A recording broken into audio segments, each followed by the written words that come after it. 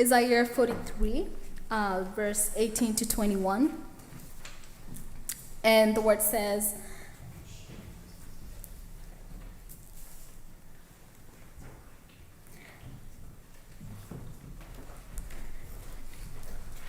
I'm sorry.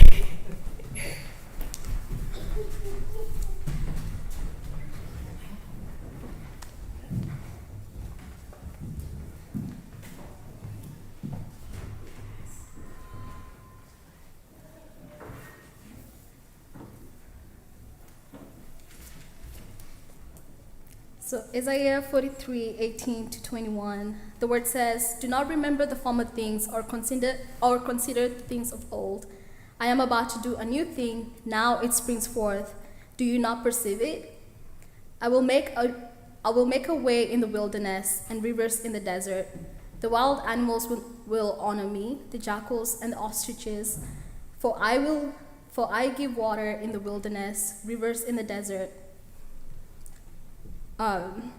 to give drink to my chosen people, the people whom I formed for myself, so that they might declare my praise." And the second reading comes from Matthew 13, 33.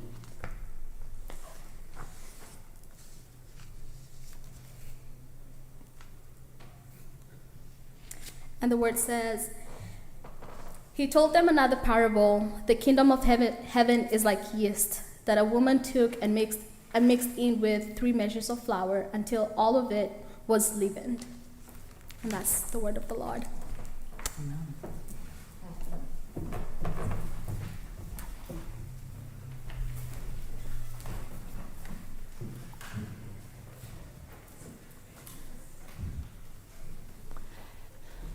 Would you pray with me, please?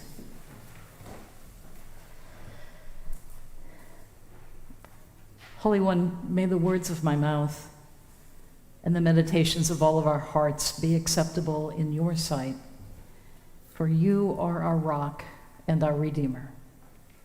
Amen. So today's sermon began to take place a few weeks ago when my friend and colleague Deb Blood came to Vermont to visit her elderly father.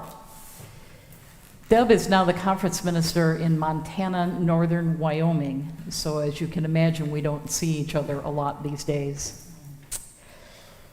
But we did get an opportunity and a gift of a rare evening together.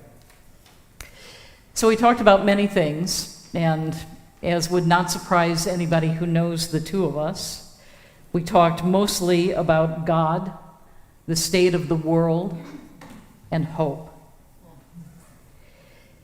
We expressed some of our fears for our country and our world, alarm at the growth of white Christian nationalism, and at the polarities which seem to be destroying us. And then Deb said, "But I know there are small pockets of resistance everywhere. There are places where life and love are quietly nurtured. We just need to see them. We just need to create them." So a good conversation led me to remember the book I was reading at that point, a book called Refugia Faith, Seeking Hidden Shelters, Ordinary Wonders, and the Healing of the Earth. The woman who wrote this book calls herself an eco-theologian. And indeed, the word refugia, which was new to me, is an ecological term. It's a term that describes those small bits of life that somehow survive even after a cataclysmic ecological event, like a volcano. Or last week, I couldn't help but think always about thousands and thousands of acres burning uncontrollably. Or the week before that, the flooding that our neighbors, particularly in the Northeast Kingdom, are experiencing yet again. But even in the midst of these things, here and there, in small pockets, in sheltered and hidden places. Life survives, and it continues to grow and renew what may be to our eyes completely barren. So a good conversation and a good book led me to a good song.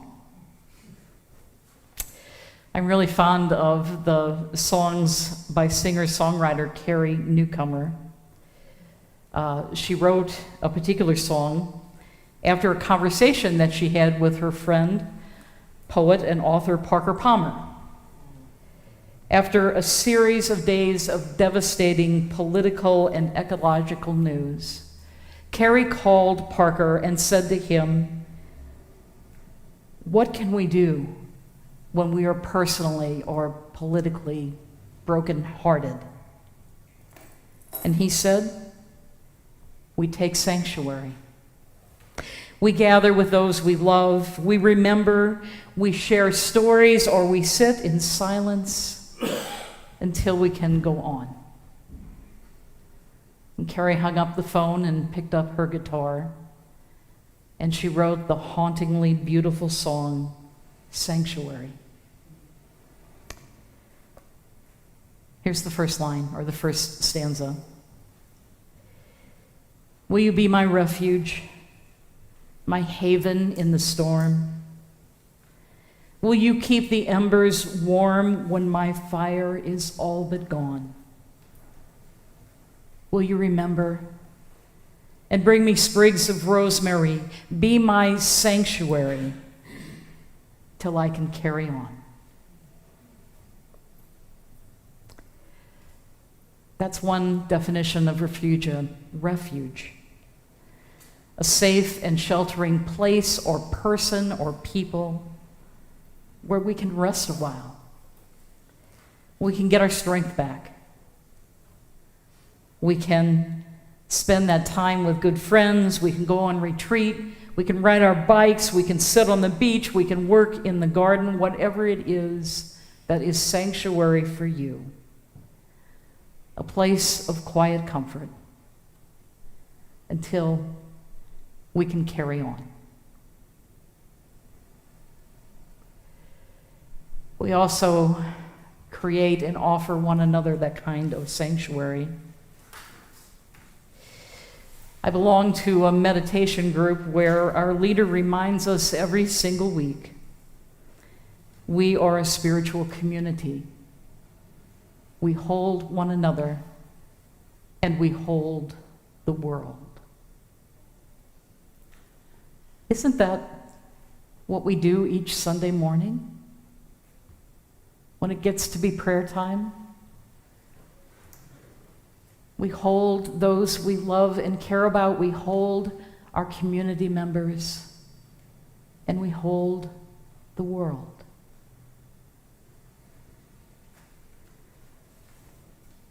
There sure is a need for that.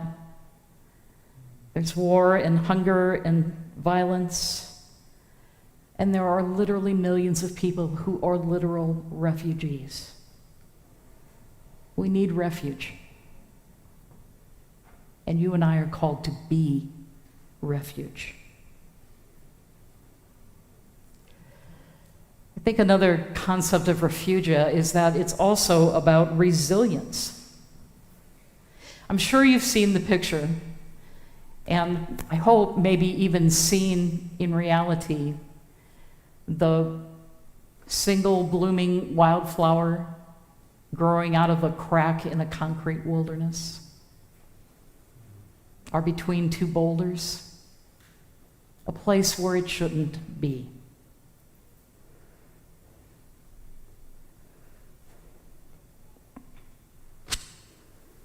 It's those small things.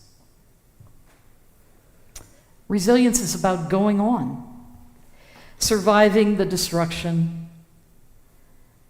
Because remember, those pieces of life that survive the cataclysmic losses, they don't stay hidden. They form life again.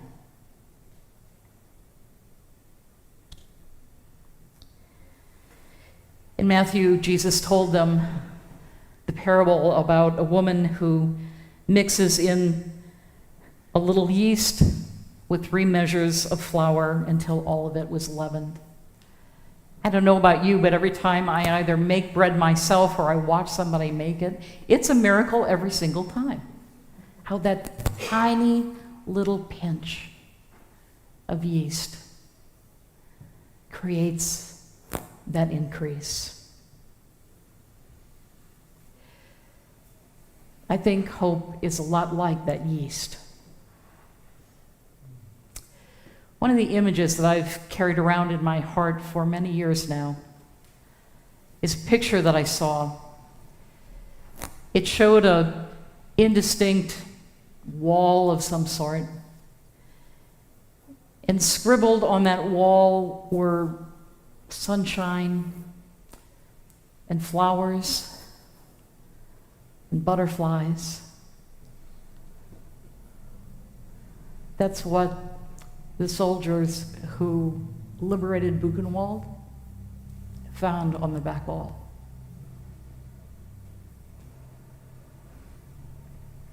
Because life is tenacious, and love is tenacious, and hope is tenacious and resilient. I also think hope is resistant. You know, it's easy to take a look at refuges, some little bit of life that somehow survives and says, you know, it's just a quirk. But doesn't life keep happening out of death? Over and over and over again.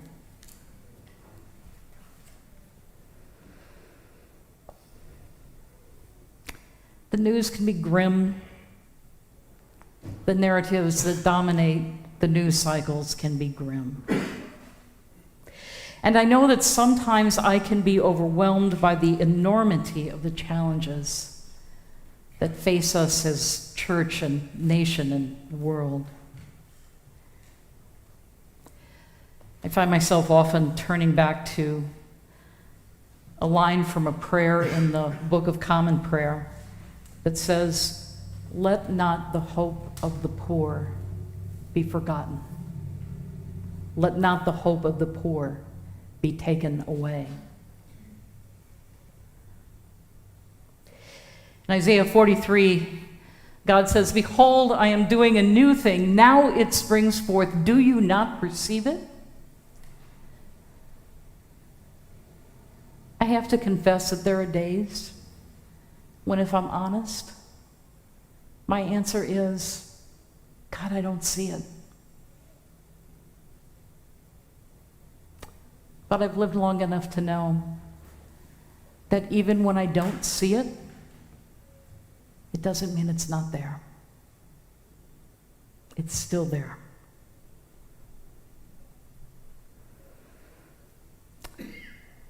One of the things that helps me on those days is the creativity of artists and writers and poets and musicians. One of my favorite poets these days is Wendell Berry. And if you don't know it,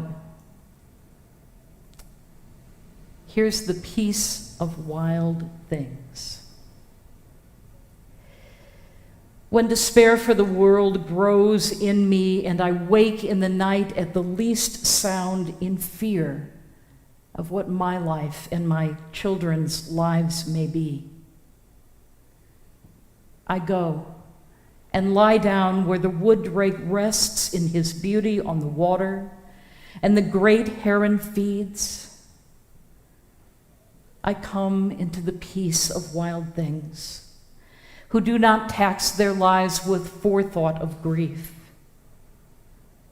I come into the presence of still waters. And I feel above me the day-blind stars waiting with their light for a time I rest in the grace of the world and am free.